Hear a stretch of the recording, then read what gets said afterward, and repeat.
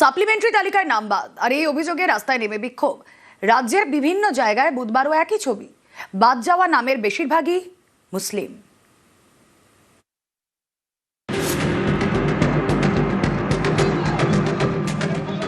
মালদার বৈষ্ণবনগর অভিযোগ, ভোটার তালিকায় এখানকার 37 ও 38 নম্বর বুথে বাদ গেছে 814 জনের নাম, সবাই মুসলিম ভোটার বলে দাবি। এর প্রতিবাদে 12 নম্বর জাতীয় সড়কে নেমে বিক্ষোভ দেখান স্থানীয়রা। পরিস্থিতি সামলাতে এলাকায় পৌঁছয় পুলিশ ও কেন্দ্রীয় বাহিনী। এইভাবে আমাদের জনসাধারণকে নিয়ে ইলেকশন কমিশনার এইভাবে যে খেলা করছে, আজকে তারা এই কাগজ ওই কাগজ নিয়ে এর দুয়ার ওর দুয়ার এত হেনস্থ কেন করা হচ্ছে, অকারণে এতগুলো লোককে ডিভোটার কেন করা হলো, এই জবাবটা আমরা ইলেকশন কমিশনারের কাছে চাইছি। দার্জিলিং এর ফাঁসি দেওয়া এখানকার চটহাটের 4 বুথের নাম বাদের অভিযোগ। মুড়িখাওয়া, বাঁধরঝুলি, জোরপোখরি, মিলননগর এই 4 এলাকায় নাম বাদ গেছে 1709 জনের। অভিযোগ, যাদের নাম বাদ গেছে তারা সবাই মুসলিম ভোটার। নাম বাদের অভিযোগে ফাঁসি দেওয়ার চটহাটে বিক্ষোভ দেখান স্থানীয়রা।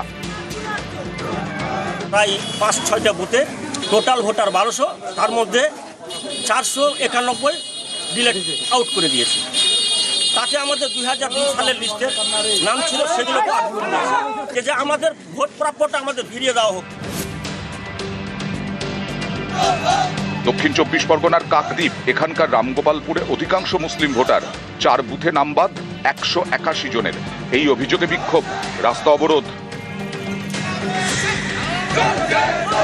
জন্মলগ্ন থেকে আমাদের স্থায়ী বাসিন্দা, তো আমাদের ভোটার লিস্টে কিভাবে বাদ যাচ্ছে আমরা কিছু বুঝতে পারি। আমার ছেলে আর্মিতে কাজ করে, 15 বছর চাকরি করছে, এখন বিচারাধীন আছে। সে বৌমার নাম বাদ গেছে, একদম ডিলেট, কাগজপত্র সব জমা দিয়েছি। 2002 সালে আমার ভোটার লিস্টে ছিল, বিচার সঠিকভাবে জাস্টিফাই না করে মুছে ফেলা হলো। বিএলওকে জিজ্ঞেস করি, বিএলও বলছে আমাদের কাছে সেরকম ইনফরমেশন নেই, আমাদের ভোট দেওয়ার ব্যবস্থা করে দিচ্ছে।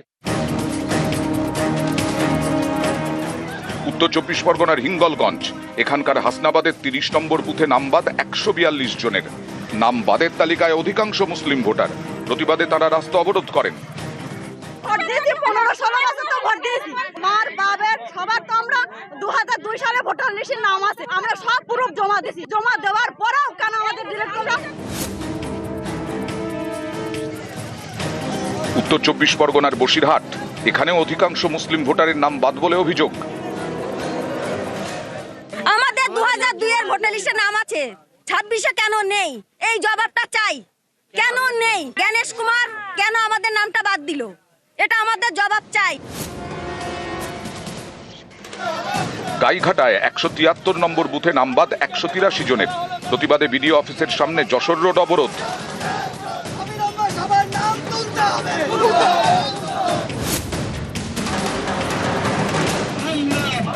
মালদার সুজাপুর কেন্দ্রের অনেকের নাম বাদ গেছে বলে অভিযোগ। এ নিয়ে এদিন বিক্ষোভ দেখানো হয়। ইলেকশন কমিশনের কাছে জানতে চাই, সুপ্রিম কোর্ট যে অর্ডার দিয়েছিল যে অফলাইন এবং অনলাইন দুভাবে ট্রাইব্যুনালে আবেদন করা যাবে, তো এখনো পর্যন্ত অফলাইনে ইলেকশন কমিশন আবেদন শুরু করতে পারলো না। তার নির্দিষ্ট কোনো সুনিশ্চিত কোনো গাইডলাইন নাই। নিউজ 18 বাংলা। ভবানীপুরে 40,000 নাম বাদ, বিশেষ সম্প্রদায়কে টার্গেটের অভিযোগ মমতা বন্দ্যোপাধ্যায়ের। দখল করে টার্গেট দিল্লির, ফের বিজেপি সরকারকে নিশানা তৃণমূল নেত্রীর। আমার ভবানীপুর কেন্দ্রেই কত বাদ, কেউ দিল্লি থেকে নির্দেশ দিচ্ছে অমুক কমিউনিটি কেটে দাও ছেটে দাও। এত সস্তা খেলা হবে এবারে, খেলা দুরন্ত খেলা, দুর্দান্ত খেলা, বিজেপির সূর্যাস্তের খেলা। বাংলাকে করেছো টার্গেট, আগামী দিন দিল্লিকে করব আমরা টার্গেট। আর আমার কনস্টিটিউশনে হুকুম পাচ্ছে 40,000 নাম বাদ দিয়েছে। তাও জেনে রাখবেন, লড়ে আমি যাব এবং জিতব। কংগ্রেসের প্রার্থী ক্ষোভে রক্তারক্তি কাণ্ড কলকাতায় কংগ্রেস সদর দপ্তরে তুলকালাম। প্রার্থী অসন্তোষে বিধান ভবনে এভাবেই রণক্ষেত্রের চেহারা। প্রার্থী বিক্ষোভে ব্যাপক মারামারি, হাতাহাতি, সংঘর্ষে মাথা ফেটে যায় এক কংগ্রেস কর্মী।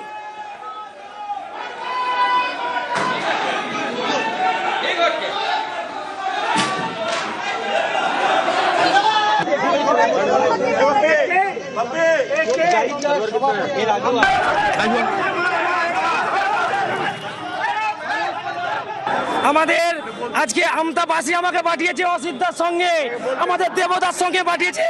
আমাদের দেবতাকে অপমান করা হয়েছে, মানে আমাদের আমতাবাসীকে অপমান করা হয়েছে। শম্ভু ভূঁইয়া জেলা সভাপতি, উনি টাকা খেয়ে একজন 1 মাসের ব্লক সভাপতিকে কি করে প্রার্থী করাতে পারে, শুভঙ্কর দাকে বোঝাতে, কিন্তু আমাদের কথা নিচ্ছে না, আমাদেরকে মারধর করছে, এখানে চরম চলছে। শুভঙ্কর সরকার দিতে দিতে কংগ্রেস অফিসের ওপর থেকে একদল কর্মী বেরিয়ে এসে বিধান ভবনের সামনে তুমুল উত্তেজনা। কলকাতায় কংগ্রেস সদর দপ্তরে তুলকালাম। প্রদেশ কংগ্রেসে মারামারি, রক্তারক্তি, এক কংগ্রেস কর্মীর মাথা ফেটে যায়। প্রার্থী অসন্তোষে বিধান ভবনে এভাবেই ধুন্ধুমার। বহু যোগ্য প্রার্থী যারা হতে পারতেন, যে কেউ তো একজন হবেন, যারা যোগ্য প্রার্থী মনোনীত হলেন না, তাদের একটু দুঃখ, কষ্ট, রাগ, পেইন, অ্যাগনি এগুলো তো থাকেই। এবারে যে 294 জন প্রার্থী প্রত্যেকটি জেলায়, they are fully related with the ground. প্রত্যেকটি সিটই টাফ লড়াইয়ের জায়গা। আমাদের তৃণমূলকে পরিবর্তন করতে হবে, বিজেপিকে রুখতে হবে। বাহিনীকে হুঁশিয়ারি বিজেপি প্রার্থীর, আঙুল উঁচিয়ে জওয়ানদের সাসপেন্ডের হুঁশিয়ারি।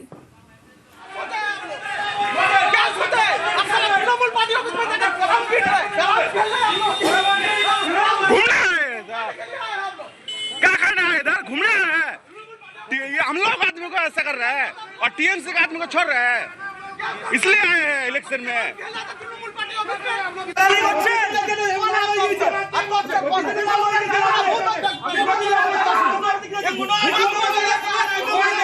প্রচার চলাকালীন বিজেপির বুথ সভাপতিকে হুমকির, বাড়িতেই হুমকির অভিযোগ পুলিশ বাহিনীর বিরুদ্ধে। প্রতিবাদে কেন্দ্রীয় বাহিনী পুলিশকে শাসানি বিজেপি প্রার্থীর।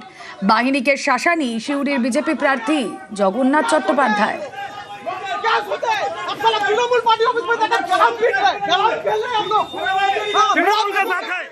বুথ প্রেসিডেন্টের কাছে সেন্ট্রাল পুলিশ এসে চমকাতে এসেছে। আমরা বলছি যে অরিজিনাল যারা ক্রিমিনাল আছে সেখানে যান। ও তৃণমূলের পার্টি অফিসে থেকে ক্যারাম খেলছে, ভারতীয় জনতা পার্টির বুথ প্রেসিডেন্টকে সে চমকাবে, তাই আমরাও চমকে ওদের বাড়ি পাঠিয়ে দিয়েছি। এই পরিস্থিতি যদি তৈরি হয়, নির্বাচন কমিশন অব্দি যাবো, মুখ্য নির্বাচন কমিশনার অব্দি যাবো, এই সব কটাকে হাঁটাবো। 3 জনকে অলরেডি সাসপেন্ড করিয়েছি পার্টি অফিসে ক্যারাম খেলার জন্য। কেন্দ্রীয় বাহিনীকে হুমকি, পুলিশকে হুমকি কে দিচ্ছে? বিজেপি। কিসের ভরসায় দিচ্ছে?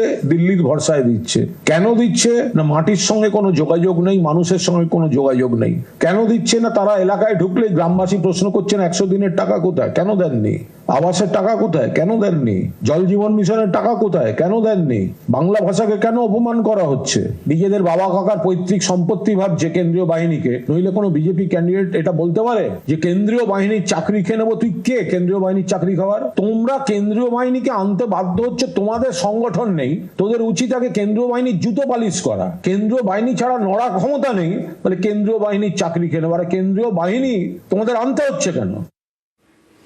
ষড়যন্ত্র করে ভগবানপুরে তৃণমূল প্রার্থীকে নোটিশ, ভোটের মুখে এনআইএ কে ব্যবহারের অভিযোগ বিজেপির বিরুদ্ধে। সরব তৃণমূল কংগ্রেস। কোর্টের নির্দেশেই কাজ করে এনআইএ, অসুবিধা হলে আদালতে যাক তৃণমূল, পাল্টা তো বিজেপির। এতদিন সিবিআই, ইডি এসব নামাচ্ছিল, এনআইএ কে দিয়ে ক্যান্ডিডেটদের নোটিশ করা শুরু হয়েছে। এবং আমাদের কর্মীদের, আমাদের প্রার্থী ভগবানপুর মানব পড়ুয়া, তাকে ধরুন নোটিশ পাঠিয়েছে এনআইএ 2 এপ্রিল। এনআইএ অফিসে গিয়ে বসে থাকতে হবে। সে ভোটের প্রচার করবে না হাজিরা দিয়ে বেড়াবে, দিন নষ্ট করবে? এনআইএ মূলত পূর্ব মেদিনীপুর ঘিরে এই কাজটা অনেকদিন ধরেই করছিল। এনআইএ ডেকে পাঠিয়ে বলছে হয় আটকে রাখছে, ঘোরাচ্ছে, কেস দিচ্ছে, অ্যারেস্ট করছে, না হলে বলছে হয় বিজেপি করুন আর নইলে তৃণমূল করবেন না, আপাতত ভোট অব্দি বাইরে থাকুন। এই খেলাগুলো কিন্তু পঞ্চায়েতে হয়েছে, লোকসভায় হয়েছে, আবার বিধানসভায় শুরু করলো। বিভিন্ন মামলায় নাম ট্যাগ করে দেওয়া হচ্ছে। বাংলার মানুষ বিজেপিকে গণতান্ত্রিক ভাবে ধুয়ে মুছে সাফ করে দেবেন। এনআইএ তো সরাসরি কোনো মামলার দায়িত্ব নেয় না। কোনো মহামান্য হাইকোর্ট কিংবা মহামান্য সুপ্রিম কোর্টই তাদের দায়িত্ব দেন এবং তাদের নজরদারিতেই প্রক্রিয়া চলে যান। গিয়ে বলুন যে যত আমাদের দুষ্কৃতী রয়েছে, যাদেরকে কিনা এনআইএতে তদন্তের জন্য তদন্তের জন্য ডাকছে বা তাদের নামে নোটিশ পাঠাচ্ছে, অন্তত ভোট অব্দি বোম মারা বা গুলি করার জন্য তাদেরকে ছাড় দেওয়া হোক। তারপরে আবার আমরা তাদেরকে বা এইসব নোটিশ টোটিশ পাঠাবেন, এটা বলুক না গিয়ে, এটা হলফনামা নিয়ে বলুক। এখন তো বিনা পয়সার উকিল, যাবেন গিয়ে বলে ফেলবেন, অসুবিধার কি আছে? আরো দামি 900 ওষুধ, কমপক্ষে 900 জরুরি জীবনদায়ী ওষুধের দাম বাড়ছে। খুচরো বাজারে ওষুধের দাম 0.65% বাড়ছে। বাড়ছে অ্যান্টিবায়োটিক, অ্যান্টাসিডের দাম। ব্লাড প্রেশার, ডায়াবেটিসের ওষুধের দামও বাড়ছে। আগামী কয়েকদিনের মধ্যেই বাড়তে চলেছে একাধিক ওষুধের দাম।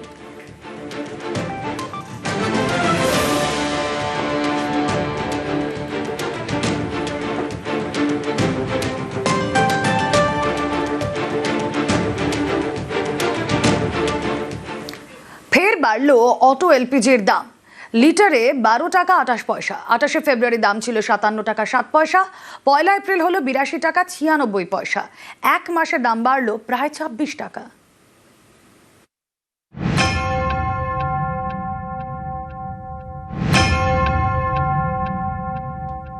কালকে পর্যন্ত 10 টাকা ছিল, আজকে থেকে দেখলাম 12 টাকা হয়ে গেছে। সমস্যা না। পশ্চিম এশিয়া যুদ্ধ, তার আঁচ কলকাতায়। আবারও বাড়ল অটো এলপিজির দাম। এক ধাক্কায় অটো এলপিজির দাম বাড়ল লিটারে 12 টাকা 28 পয়সা। এ নিয়ে 1 মার্চ থেকে 4 বার বাড়ল অটো এলপিজির দাম। 28শে ফেব্রুয়ারি দাম ছিল লিটারে 57 টাকা 7 পয়সা। পরের দিন 1 মার্চ তা বেড়ে হয় 57 টাকা 68 পয়সা, অর্থাৎ দাম বাড়ে লিটারে 67 পয়সা। এরপর 11ই মার্চ অটো এলপিজির দাম বাড়ে লিটারে 5 টাকা। 57 টাকা 68 পয়সা থেকে বেড়ে হয় 62 টাকা 68 পয়সা। 20শে মার্চ আবার দাম বাড়ে, এবার 8 টাকা। লিটারে 62 টাকা 68 পয়সা থেকে বেড়ে হয় 70 টাকা 68 পয়সা। এরপর 1 এপ্রিলে বাড়ল 12 টাকা 28 পয়সা। লিটারে 70 টাকা 68 পয়সা থেকে বেড়ে হলো 82 টাকা 96 পয়সা, অর্থাৎ এক মাসে দাম বাড়ল 25 টাকা 89 পয়সা। 1 লিটার গ্যাসে যদি 26 টাকা বেড়ে যায় এক মাসের মধ্যে, কীরকম পরিস্থিতি বুঝতে পারছেন। সেল বাড়ছে না, আমাদের রুটে অটো সংখ্যা খুবই বেশি, আর তাছাড়া অতিরিক্ত যানবাহন চলে। আপনার বাস চলে, মেট্রো চলে, কোনো গাড়ির অভাব নেই। তারপরে ব্যাটারি রিক্সা, তারপরে উবের বাইক, কি নেই। এত গাড়ির মধ্যেও আমাদের প্রচুর গাড়ি, তো আমাদের খুবই চলা কষ্টকর হচ্ছে। ভাড়া তো বাড়াতেই হবে। 23 টাকা টোটাল বেড়ে গেল, 56 27 টাকা বেড়ে গেল। হ্যাঁ, 26 টাকা বেড়ে গেল, 56 ছিল সেখানে 73 83 হয়ে গেছে। এখন কি বলবেন, আর তো আমার তো বলার কিছু নেই, আপনারা সবই বুঝতে পারছেন। পরিস্থিতি খুবই খারাপ, আগামী দিন গাড়ি বন্ধ হয়ে যাবে। কেন ভাড়াও তো আমরা বাড়াতে পারছি না, ভাড়া বাড়ালে প্যাসেঞ্জাররা উল্টাপাল্টা বলছে। আমাদের সংসার চালানো খুব টাফ ব্যাপার হয়ে গেছে, গাড়ি চালাতে পারবো না তো। কেন আমরা মালিকের গাড়ি চালাই, এবার 6 টাকা 7 টাকা করে কিলোমিটার, এবং গাড়ির বাঁচিত, তারপর আমাদের খাটনি, তো রান্নার পয়সা উঠবে না। আমাদের পরিস্থিতি খুবই খারাপ।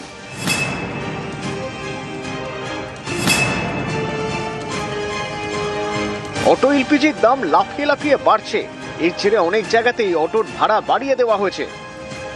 কালকে পর্যন্ত 10 টাকা ছিল, আজকে থেকে দেখলাম 12 টাকা হয়ে গেছে। সমস্যা না, সব দিক থেকে তো সমস্যা। কোন দিক থেকে আমরা ভালো আছি বলুন? বাবা, একটা জিনিসের দাম বাড়বে, মানুষের তো ইনকাম বাড়ছে না, ইনকামের তো ওই জায়গাটা তো একই থাকছে না, তাহলে কি করে আমরা কোথা থেকে পাবো? মধ্যবিত্ত পরিবারের লোক হচ্ছে মাঝখানে চেপে আছে। নিম্নবিত্ত তো একদম নিম্নবিত্ত, বড় লোক তো বড় লোক, মাঝখানে পড়ে আছে মধ্যবিত্ত মানুষ। সব দিক দিয়ে তো দামটা বাড়ছে। যদি একটা জিনিসের দাম বাড়ে, তার রিলেটেড যেসব জিনিস আছে সব দাম বাড়বেই, এটা স্বাভাবিক কথা। নিউজ 18 বাংলা।